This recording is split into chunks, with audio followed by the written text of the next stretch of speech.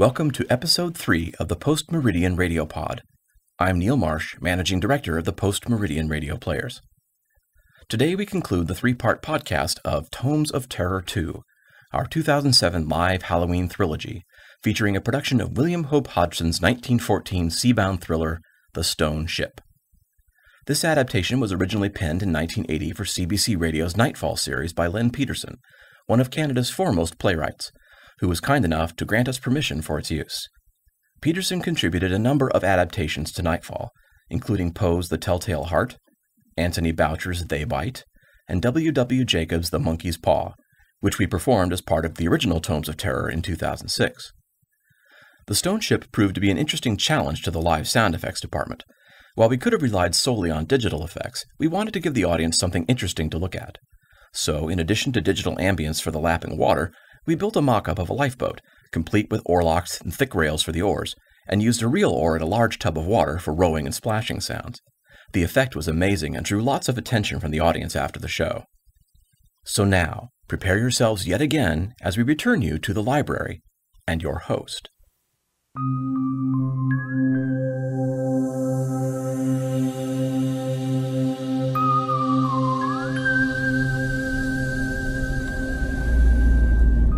I must go down to the sea again, to the lonely sea and the sky, and all I ask is an old stone ship and a star to steer her by.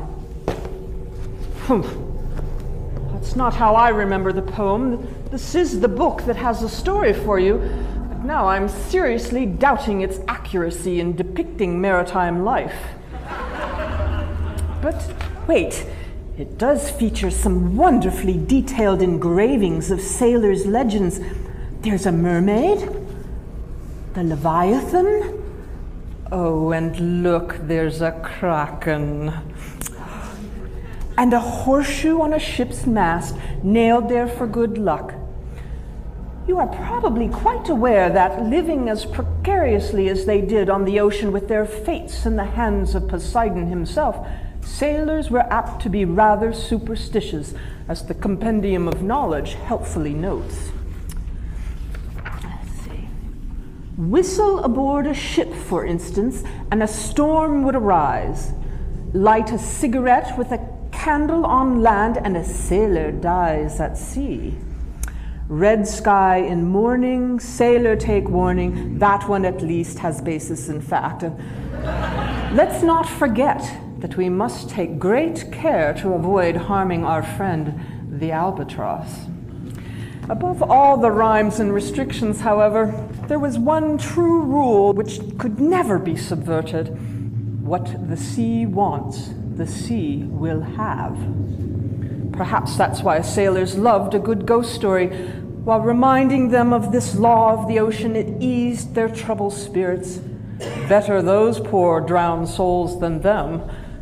But what, I wonder, would the sea want with a ship made entirely of stone?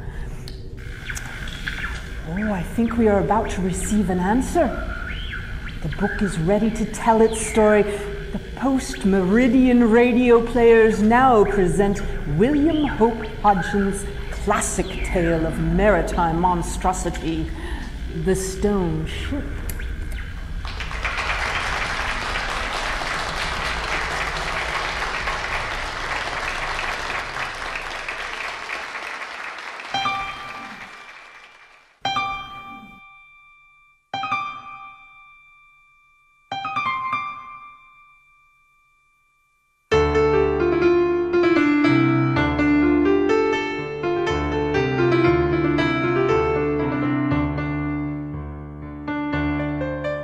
Were menacing things at sea? Well, we're more menacing and terrifying. One trip in the small bark, the Alfred Jessup, just before I got me ticket. Oh, did we come across a phantasmagoria to make the flesh creep, as mine, I pray God, will ne'er creep again. We were 20 days out of London and well into the tropics. There's no land nearer than Africa, 1,000 miles eastward. A full day without a breath of wind. The night found us with our lower sails up in the buntlines. I was on the 8 to midnight watch, me ears alive to the enormous silence you can only know in an old-time windjammer like the Jessup. The one sound, that faint moaning of the masts and gear chafing and whining to the occasional sly roll of the ship. Dupree? You hear that? What? Hear what, Broder? It's a weird thing. Off the port bow. Oh. Sounds like a brook running down a hillside. At no land... No land nearer than 1,000 fathoms under our barnacles. Stay. Listen.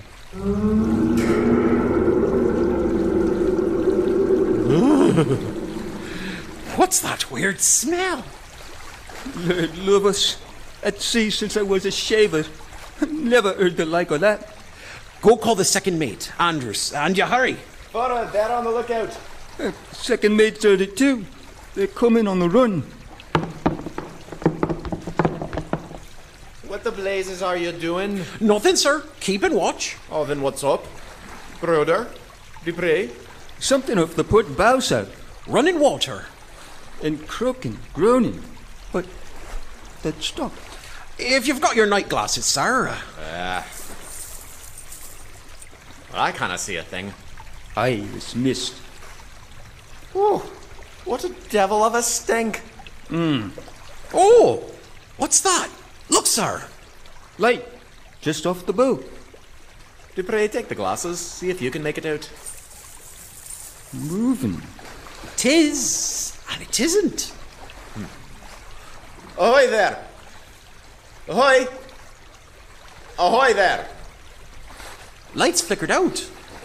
No, they're new. Shooting? That's us? Missed if they are. Keep an eye out. I'm going to call the captain. Do better to call God, methinks. In no time, the second was back, with a captain, mate, and third, all in their shirts and trousers. Anything fresh, Dupree? The light's gone, sir.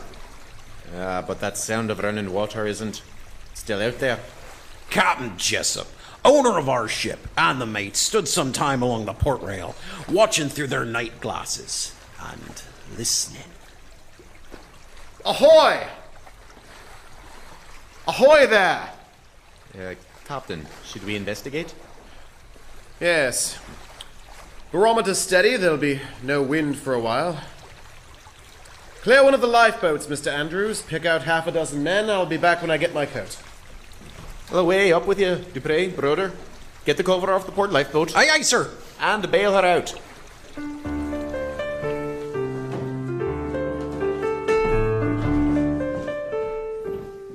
We had the boat into the water within 20 minutes. Broder and I and 4 others from our watch were picked to go. Captain Jessup came down at the end of the main topsail halyards into the boat and the second mate after him. Cast off!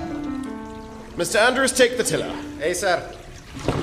We rode into a warm, wet mist. Captain Jessup took a heavy revolver from the second mate. I knew then he'd had a notion too. We might be moving into something dangerous. I made certain my sheath knife was clear. Take your bearings by the sound, Mr. Andrews. This is crazy. A running brook in mid-ocean. Good Lord! What's wrong? There's something in the water. It's slithering and writhing around me arm. Yeah, it's clutching at it. Oh, it's got a tight hold on it, sir, with its mouths. All this splashing, it's going to swamp the boat. Backwater all. Put some beef into it now. Back! It's let go of the oar, sir. Why in blazes is there no lantern in this boat so we can see what caught Dupree's oar? Back now! Back! What the devil's that? Whatever it was, it came a good bit out of the water to make that much splash. Back all! Back, men! Back! Back! Well, we wanted nothing of a monster we couldn't see above or in the water. We pulled like madmen to get back to the ship and aboard.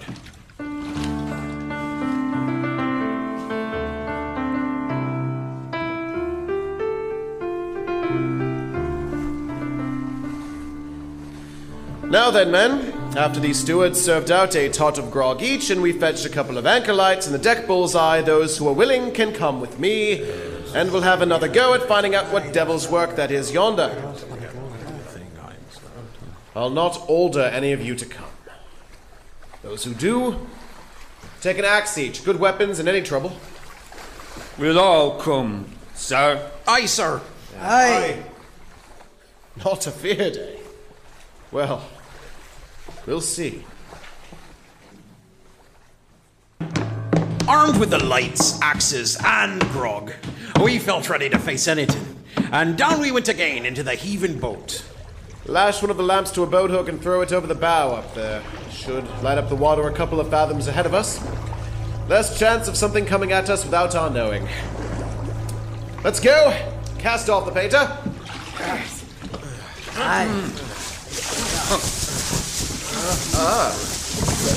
Now it's got my order. Whatever it is. A monster. Something hurled and beat about in a halo of light over the bow of the boat and smashed the boat hook and the lamp. A monster's pulled the oar out of the ends. It's gone. Hold fast. Stop rowing so I can shine this bullseye down and catch a glimpse of that creature. Hold steady. Lord in heaven.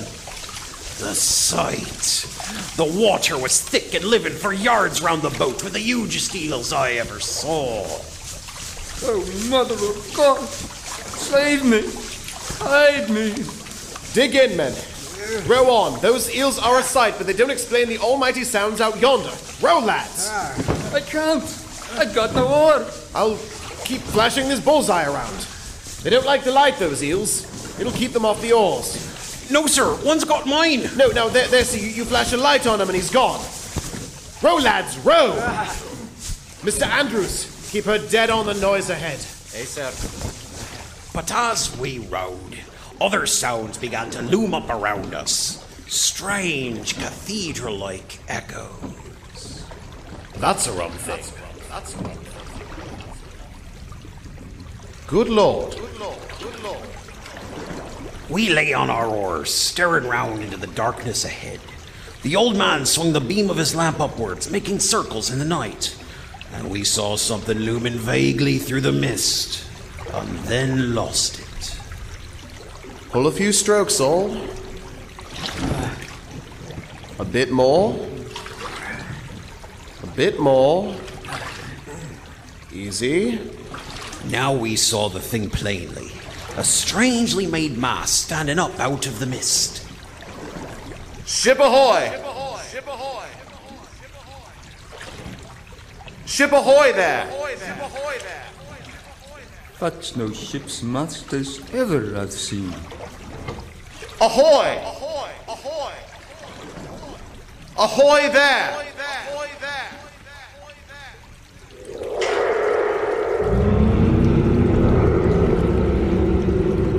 Good Lord. The captain readied his revolver, but didn't fire. I gripped me axe. Stand ready to backwater. Mr. Andrews? Aye, sir. Watch my hand. Steer as I tell you. I could see the thing distinctly now.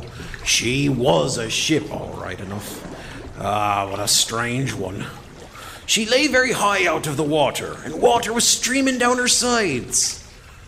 There's your running water, but what on earth is she built of? It looks like stone, Captain. A stone ship. Floating in mid-Atlantic. And a slime on it. A David Jones ship, by God. And stinks like a corpse. Ship ahoy! Ship ahoy! Ship ahoy! Ship ahoy! Ship ahoy! No one aboard there, sir. Shall I, put the boat alongside? Yes. Let's get to the bottom of this queer thing. A few more strokes there, and we'll board her.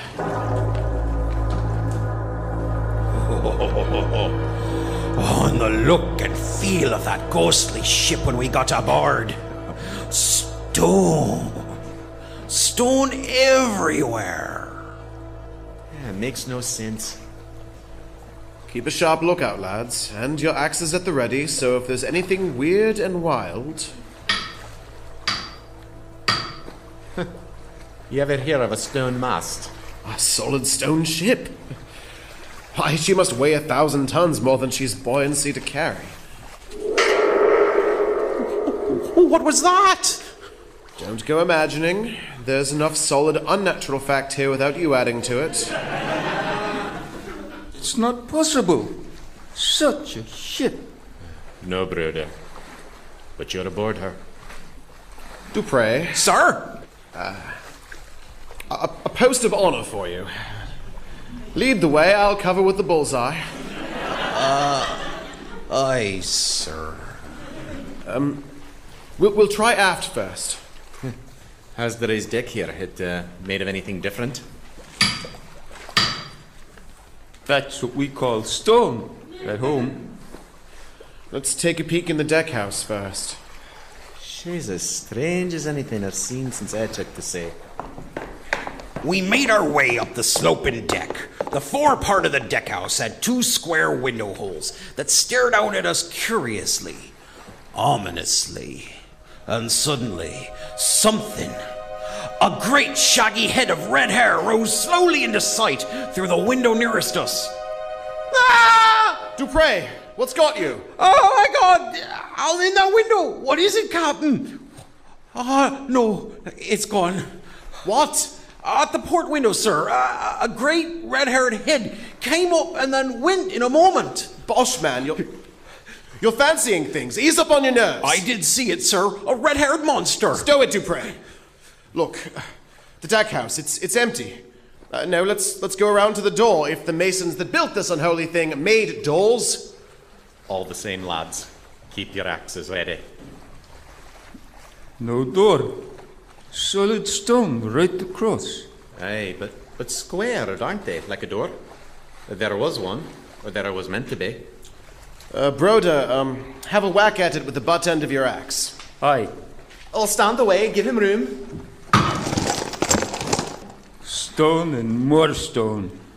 By gum, what is she, this ship? I didn't wait for the others. The skipper had me so on edge I stepped bang in through the open doorway. Me axe held short and very ready. But nothing inside. Find your redhead monster, Dupre. Or shall we try below, sir? The cabin. There, stone steps leading down. If you'll give me some light. The worthy Dupre leads the vanguard. Take the light, we'll follow. From the look of him and the sound of his voice, the skipper was as jumpy with fear as the rest of us. A man almost callous to the normal seafaring fears, but this was not normal. I counted 7 steps down, and then me foot splashed into water. Why are you stopping, Dupre? I'm in water! More steps. I'm up to me thighs in water. But I found floor. You can walk about. Yes, it gets no deeper. Are you coming down, sir? Ah, another door. Ajar. Ah, it's opening. Somebody or something's pushing it open. Dupre, are you in trouble? Oh, no, sir. Oh, it's a play of the light. Made it seem to be opening. It's a bit ajar. The door won't budge. Well, take your axe to it. Yes, let's see if I can loose the hinges. God damn it! Now warn us, Dupre, before you go busting things. I'm sorry, sir. I felt safer with that doorway open and not half open. But what's inside? More stone. Careful, bad air can kill you. That's the same stink everywhere on this ship. We need to find something not Stone.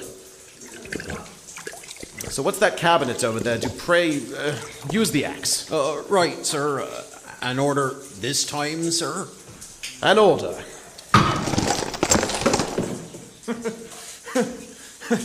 Well, what's you got? Fine old wines? Oh, it's empty. Well, shall we move along? Oh, the less we find, the more mystery. The skipper, second mate, and the others crowded out, and I thrust me hand into the busted stone cabinet twice and shoved what I'd caught a glimpse of, gleaming jewels and gems, into the side pocket of me coat. I'd not known till then I was such a fella, and no one noticed me secret caper, though I quivered with excitement. Oh, the blinding thought that I was rich had blotted out all the horror of this stone ship. And there was more glitter back in the stone cabinet, and I hoped as we explored I might get a chance to slip back after it. The light, Dupre! Damn you, quit lagging, bring the light! Why? Why? Why, to get past that archway into that alcove to explore. Aye, and ransack its treasures. Oh, yes. Full of promise, this ship, I must say. The beam of the bullseye, light the way with it, Dupre. Now, go in, we'll follow. I went in through the black gape of the archway. It was a large alcove, and a table ran along the center, with its top no more than a few inches above the water. On each side, massive old chairs, and at the far end, something seated at the end of the table, its face bowed forward upon its arms. Like everything else on this mad ship, that man, he's all stone. And over here, a huge clutching hand sticking out of the water. Have you ever seen such a huge hand? Is there anything not of stone? Flesh to growing stone. Captain, Yes, Dupre. I've gone mad. Get a grip on yourself, man.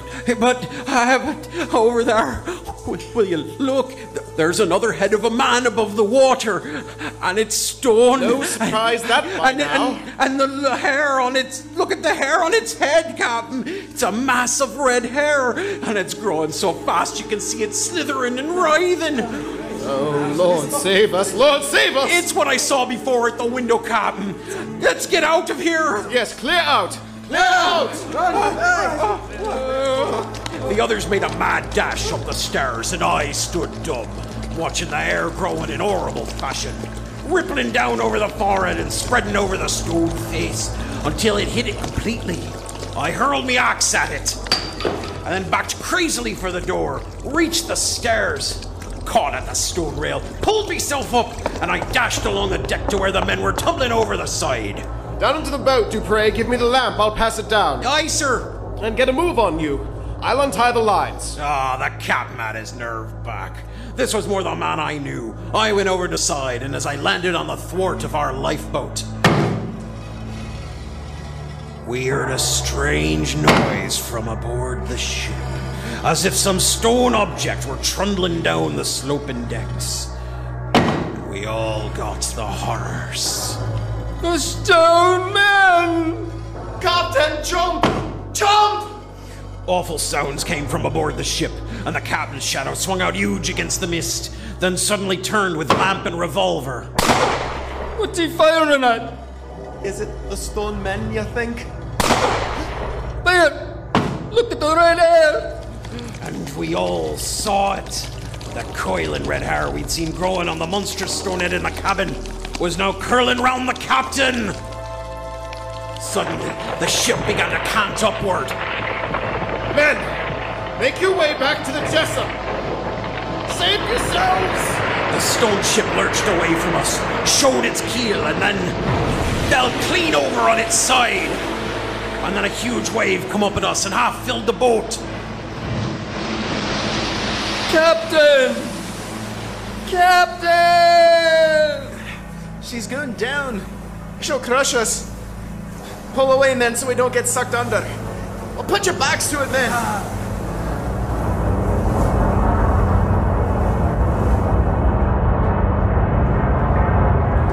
We returned to the Alfred Jessup and sat out the night on deck. keeping a sharp lookout. I took a peek at what I'd grabbed. A ruby, an emerald, a topaz, some hammered slugs of gold, and 4 diamonds. I cursed myself for not grabbing more, till I thought of our captain going down in that stone ship. Oh no. I thought with dawn just breaking we'd be done with these unearthly sounds. What's that? Out in the mist?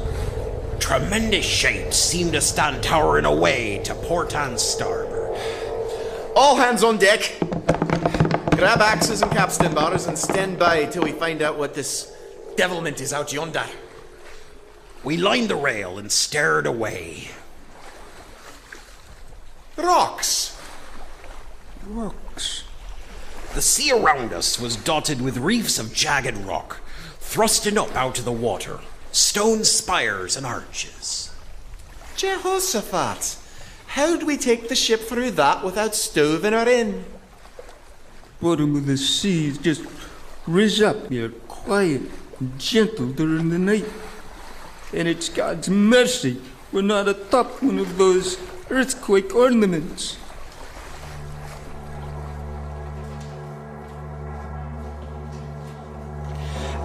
Everything that had looked and sounded mad and incredible in the night became now, in the daylight, natural.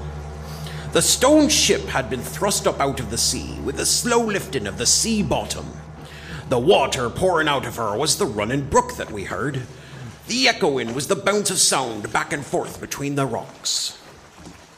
We rowed out for one last look around for the skipper on the chance we'd find his body. But we didn't. Look. Whoa! Right under our lifeboat. Stone cannon on the rocks. And hair on it. That red hair. And on the reef. That. Those. They're big hairy sea caterpillars. Strong enough to kill an elephant. And kill the captain. But don't all lean over for a look, or we'll capsize. So a wooden sailing ship, like our own, you think, went to the bottom and got changed by some natural mineralizing into stone? And the men, too, drown in the cabin? Yeah, aye, very likely. And the varying lights? Well, any number of deep-sea phosphorescent creatures trapped but still moving about on the upheaved reefs could make them. But those banks, those tremendous banks. Oh, sure. The rocks rising and splitting. But rocks don't draw. We heard roaring last night. Those enormous 4 or 5 ton deep-sea creatures trapped in the rising reefs with air escaping from their snouts or their mouths. They could give you those roars. Right? Who will ever believe this but us?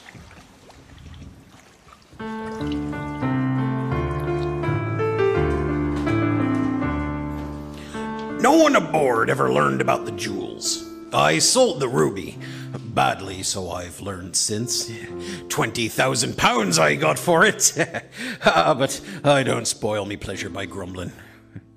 The volcanic reefs, which disappeared again in 1883, were charted in the old Nautical Mercury of 1879 under the name of the Alfred Jessup Shoals and Reefs, named after our captain who discovered them and sank into the sea with them, to become like that tomb of a ship he went down in. Stowe.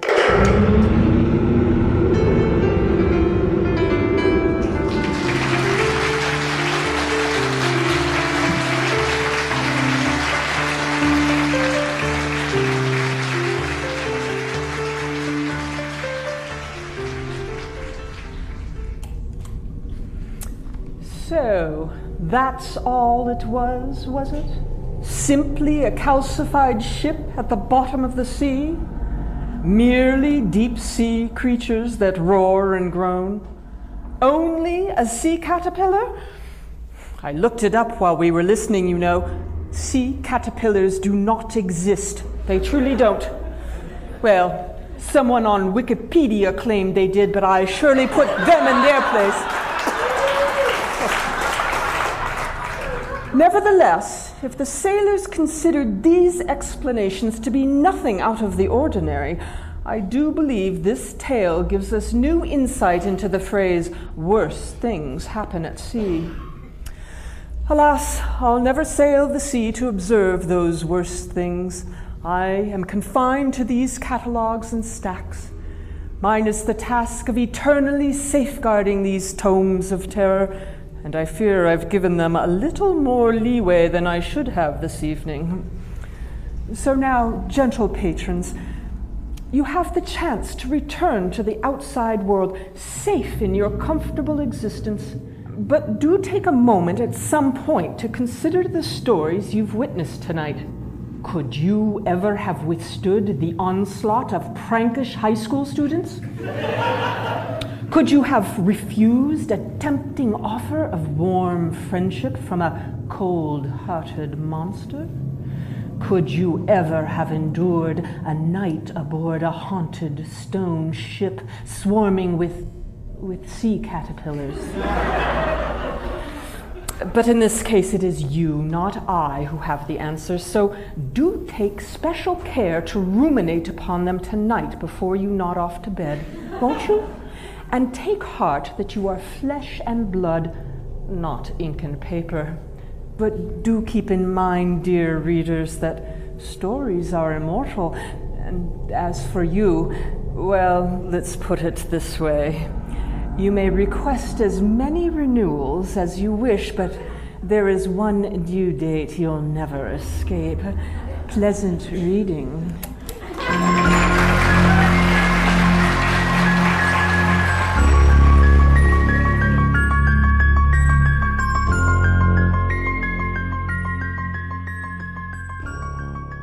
And there you have it, the conclusion of our Tomes of Terror 2 live radio trilogy for Halloween 2007.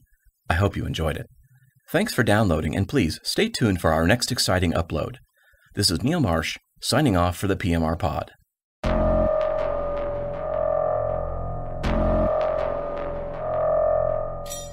Episode number 3 of the Post-Meridian radio pod, The Stone Ship, featured Dante Blando as Dupre, Vic Clay as Broder, Michael McAfee as Second Mate Andrews, Andrew Hicks as Captain Jessup, and Atish Salvi and Michael Simon as the crewmen. Joy Fowler, Mindy Klenoff, and Jenny Gutzbazal were the Foley effects artists. The Stone Ship was directed by Neil Marsh, with production assistance from Ali Poirot. The technical production team for Tomes of Terror 2 featured engineering and sound design by Neil Marsh, musical arrangement and accompaniment by Jessica Rain, lighting and onstage electronics by Stephanie Shanda, and Foley effects coordination by Shauna Francis. The Librarian was created and written for by Rob Noyes, and was played by the mysterious Rennie Boy. The Tomes of Terror theme and transitional music were composed by Kevin Hartnell. The administrative producer for Tomes of Terror 2 was Renee Johnson. This episode of the Post-Meridian Radio Pod was written and produced by Neil Marsh.